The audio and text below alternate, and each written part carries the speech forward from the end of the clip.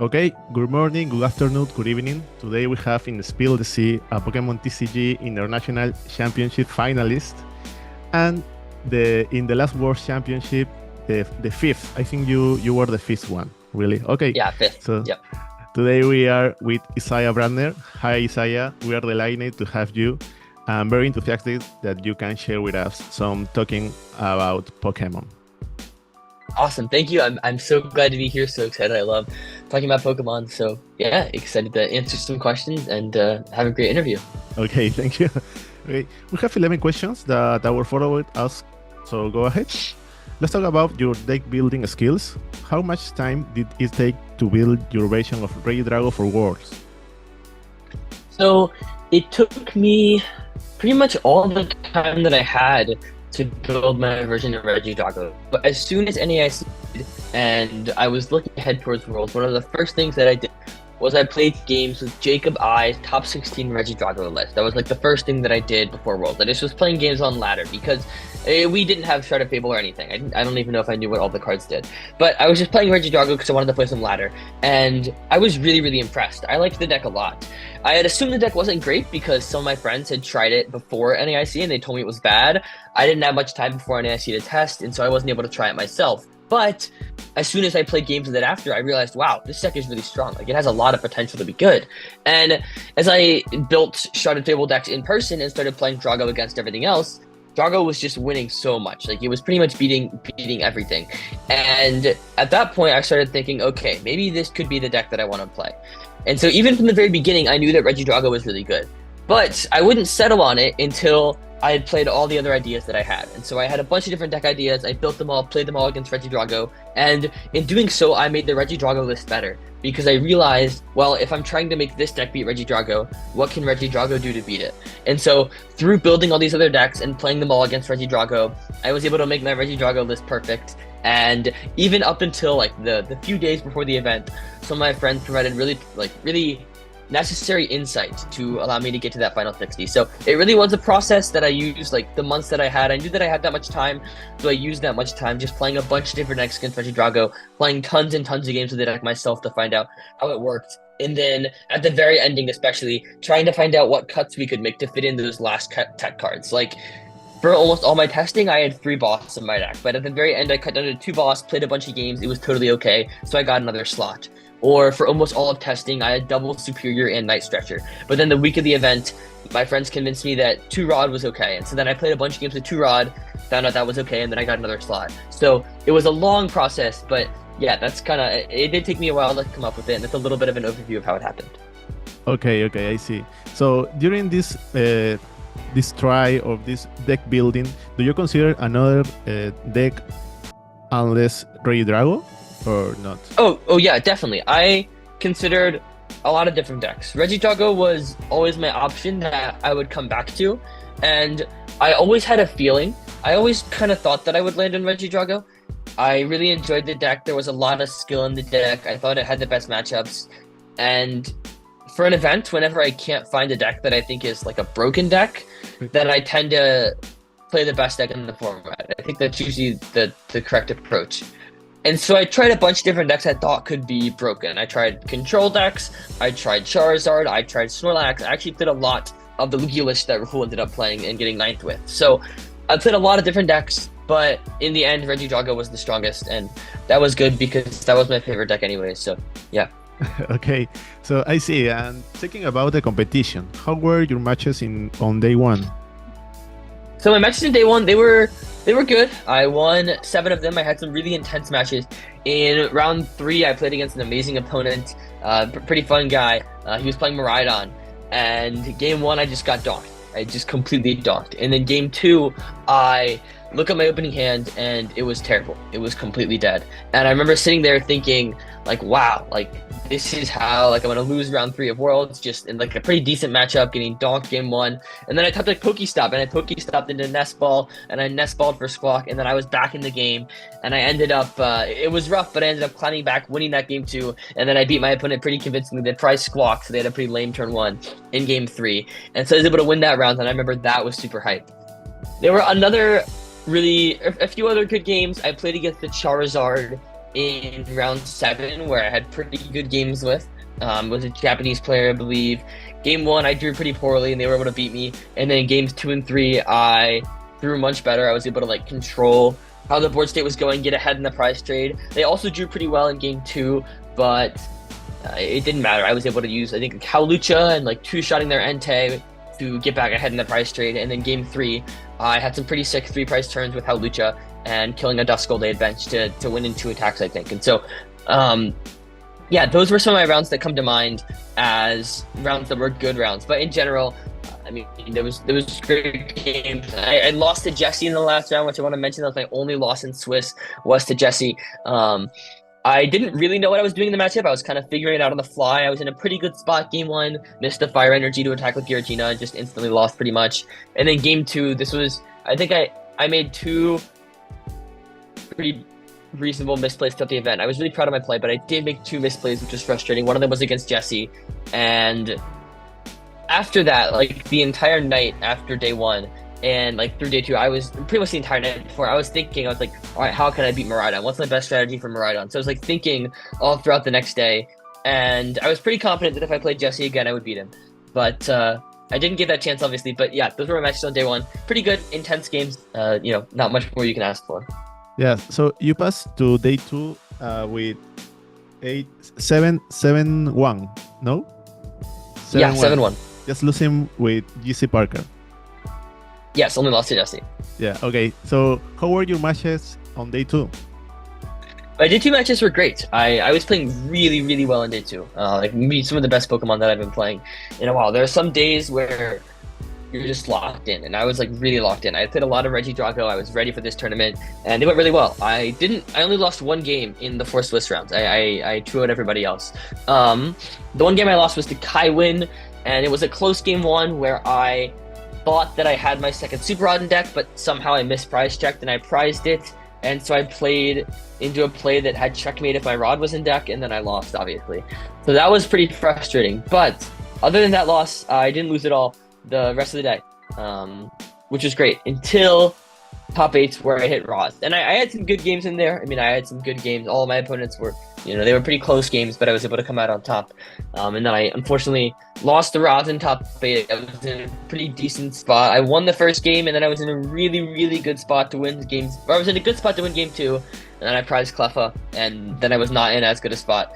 And then I was in a really good spot in game 3, and then I just bricked off an Iono. It was unfortunate. I had my V-Star left, I had Pheasantipity, and then I just, I had Mew, and I drew pretty unfortunate V-Star away some really bad cards, and then could not come back. So I think that was a real heartbreaking game, just because I was in a good spot, I was ahead, and then to draw so poorly off Iono put me back on the back behind. So yeah, good games on day 2. Won almost all of them, but then, lost the one that really mattered, so. Yeah. Okay, as I see your last interview with James, Cleffa is a very important card in your Regidrago list. So pricing it was very hard for you. Yeah, it was really unfortunate. I was going second, and I had a great opportunity. Whenever you go second in here, you really want to retreat into Cleffa. Even if you go first sometimes, you want to retreat into Cleffa. And I had like the perfect hand to do it. And then I nestballed, and Cleffa was not in my deck. And I was like, no! And so I ended up retreating into Howlucha instead. Okay. And then I just couldn't, I wasn't able to draw cards there, and then it was pretty bad. So yeah, it was really important cards. It was sad. In my time of need, Cleffa abandoned me. Yeah, so, okay. Other question that we have is how do you manage to be a consistent player? So I think the most important thing that sets me apart in terms of consistency is my preparation for events. I really do prepare a ton for Pokemon events, not just playing, but also thinking and building my deck. I feel like every time I go into a tournament, I feel really prepared with the list that I'm playing. I feel like it's a good list, and I feel like I know how to play it well. I think that one way that I differ in my preparation that makes me so consistent is that, so I do a lot of like different things. Like I'm a student, I have a girlfriend I spend time with, I play Ultimate Frisbee as a sport, I spend time with friends, but anytime that I'm not doing one of these things, my mind instantly goes to Pokemon. So if I have any free time where I'm watching videos on YouTube, I'm always watching Pokemon gameplay. Or if I'm playing a video game, then I'll be playing like Pokemon against myself, or I'll be playing live. I just really, really love playing Pokemon and I really love competing. And so anytime that I have free time to do something that I enjoy, I always go to Pokemon, which means that I'm always thinking about Pokemon. I'm always trying to do new things in Pokemon. And I think that really gives me an advantage because so much of my time is dedicated to thinking about Pokemon and playing because I love doing it. And so that makes me really consistent and really prepared because I just have more time to get ready for tournaments, I think. Okay. What about the competition? Do you feel some stress after and before the competition or not? Oh, definitely. Yeah, definitely. I mean, the competitions are stressful. They're nerve-wracking, especially whenever you get to the big ones, internationals, worlds. I think I feel it most in the early rounds. The early rounds is where it really gets to me. Once we get later in the day, I'm not as nervous. And I don't really feel super nervous while playing. But while waiting for playing, I get really nervous. Like, I remember, especially in day one of Worlds, I was so nervous in between the rounds whenever I was like in between like round one, in between round two. Like, I was really nervous. I just wanted to keep playing, get going. Once you get to having a better tournament, once you're 6-0, 7-0, I'm in day two, 8-1. I'm still nervous, but I'm not as nervous. I'm more settled in, I'm confident. So I definitely get really nervous before the tournament, especially in deck selection. That's probably where I feel the most nerves overall. But in the tournament, in the early rounds, I definitely feel nerves, but not while I'm playing, more when I'm waiting around. Okay. What about your training? How is your preparation and testing before locals, regionals, or internationals? So for locals, I don't really get to play too many locals because where I'm at in college, there aren't too many. And so I think I played 4 League Cups and no challenges last year. So I don't really play too many locals. And I wish I could, but I don't have the ability to. But for them, I usually just play a consistent top tier deck. I don't try to metagame it too hard or anything. Maybe if there's a deck I want to try for regionals, then I'll bring that. But to be honest, I have so few League Cups that I don't really have ones to waste on playing a deck I'm trying for regionals. So I always try to play a consistent deck I think gives me the best chance to set up, and then hopefully my skill can take me from there. For regionals and internationals, the preparation is kind of similar, but the difference is that at the international championships, I really try to give myself a lot more time to prepare, and I lock in more than I do for the regional championships. I think another big difference is that a lot of my friends care a lot about internationals and not as much about regionals. They care about regionals, but not as much. And so whenever there's an internationals coming up, pretty much everybody is trying to test. Everybody is giving their thoughts and wants to hear what I'm saying. For regionals, it'll be different. There will be people who will be interested in trying to prepare, but it's not as big of a deal. I think for me, the preparation is similar in the fact that I play a lot of games and I think about the game a lot. But whenever it's an international championship, I try to give myself even more time. And I really think I focus in a little bit different because I know that it's a bigger stakes, right? It's the biggest stage that we have until the World Championships. And so finding a good deck and being prepared is even more important. So I think that I prepare similarly for both of them, but I definitely do focus up more for international championships. And I want to have a good showing at them, even more than I do at regionals. And so I put as much time as I can into them, especially in the days, weeks leading up to it. Okay. There are many doubts about this question in the community. Do you consider that we have to specialize in one deck, or do we have to adapt our game to the meta with 2 or more decks? So I think this question kind of depends. It is really good to be able to play different decks. Like that's a good thing, right? I mean, if Miraidon is the best deck for a tournament, then being able to play Miraidon puts you in a great spot. So I think it is really important to be able to adapt to different decks. Now, saying that, there is a certain level of skill that you gain by playing a deck over and over again, or playing a deck multiple times. Right? There are a bunch of examples. For example, my good friend Reagan Retzloff played single strike Lugia for months on end. And he got second at regionals, top 4 regionals, won a regionals. And in that format, single strike Lugia was good. I don't know if it was the best play for every tournament, but it was really, really good. But because Reagan was so good at the deck, he was able to elevate that success. For example, I consider myself a really good player, but Reagan was definitely better at single strike than I was. Just because he had played so many games. He knew all the ins and outs of the deck, what to do in all these different matchups. I didn't have that as someone who's a generally good player but hasn't played much Lugia. Or for example, earlier this year on Giratina, I played so much Giratina. I played into so many regionals, so many League Cups. I built the deck with John, right? So I had so much experience with that deck. And that allowed me to see plays that other people who hadn't played it as much didn't see. And so I think that there is something really valuable about having experience on a deck. And I think if there are decks that you're debating between, picking the one that you're more comfortable with is really good. However, I think that as you get better and better as a player, it is more and more important to be able to pick your deck based on what's best for the metagame instead of picking the deck which feels best for you, if that makes sense. So they're both important, but I think that it's more important to pick the best deck for the metagame. But if you don't know what that is, then play the deck that you're most comfortable with. Okay, so talking about the changes in Pokemon, what's your opinion about the slow playing and new rules? So, as someone who recently, there's been a lot of discussion about, on my Worlds match in round 9, I had an egregiously slow turn, and I got a deserved penalty for it. It was a warning.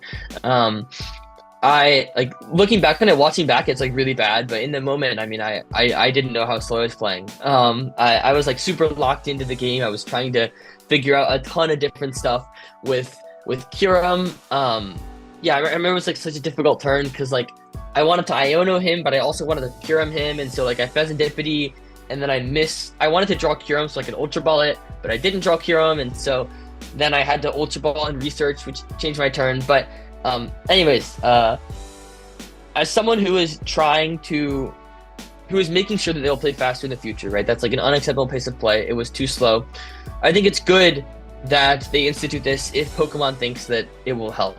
I really don't have an opinion on whether or not like match loss will help people slow play less, but if Pokemon thinks that it will take away slow play in our community, then I think that's something that should be done. And so if they decided that match loss is having that as an option is a good way to do that, then I'm all in support of that. Okay. Last week with Rahul, we also talked about the rules. Do you think judges should justify a DQ or match loss so there is no doubt or polemics about it? So I think that this is kind of a complicated question. It would be good to justify DQs and match losses. It would be nice to be able to see what they justified them with. But I don't really think it's necessary. I think that if you have judges justify DQs and match losses, then you put a lot of pressure on the judges, and the judges will probably get a lot of hate from the community. Even if like there's a slight inconsistency in what happens, obviously we want consistency. Situations are nuanced though. And so while I would like for it to happen, I would like for us to be able to say, oh, this person, I mean, especially with DQs, it's definitely reasonable, I think. Like, this person got DQ'd for this reason, you can try and give the reason. But for match losses and down, I feel like, I don't know, they happen so often that it would be hard to record them all. And then also, our judges are volunteers. And I feel like if I was the judge, I would be scared to give a match loss and have to report to the community why I gave a match loss, in case people got, mad or frustrated. I feel like it might disincentivize judges from giving those match losses if they had to report on them because of how aggressive the community can be at times. So that's something that I would be worried about. I don't know how people would respond to reading those penalties, and I think that's something that we need to keep in mind. Yeah, because we have a DQ with Gabriel Fernandez before Wars, and during the Wars we have a match loss with Ian Robb. So that's why this is a controversial question, no?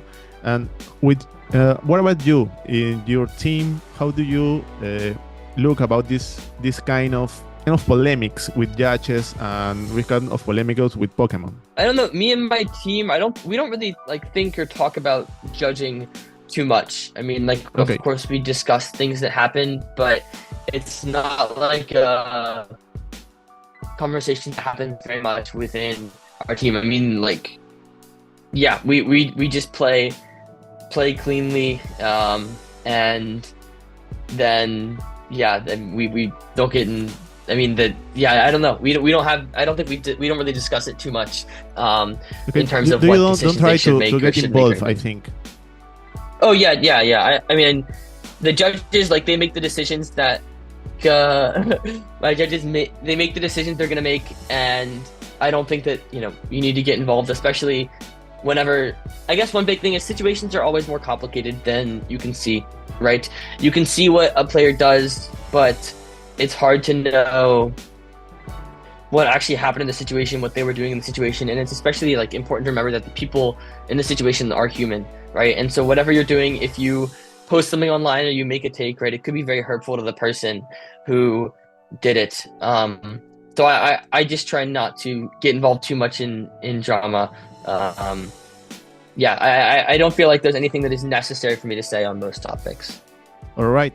I think by now you are planning your trips for the new season. Baltimore is just around the corner. So which will be your top 5 decks for Baltimore? So my top 5 decks for Baltimore, I mean, number 1 has got to be Regidrago. Like I think that there's no question that Regidrago has got to be my number 1, got to be everybody's number 1. I would be surprised if I did not play the deck to Baltimore, if I'm being honest. Like it is just so good. I think that with Regidrago, I feel like I'm back in control of the game. Like I have such good matchups against everything.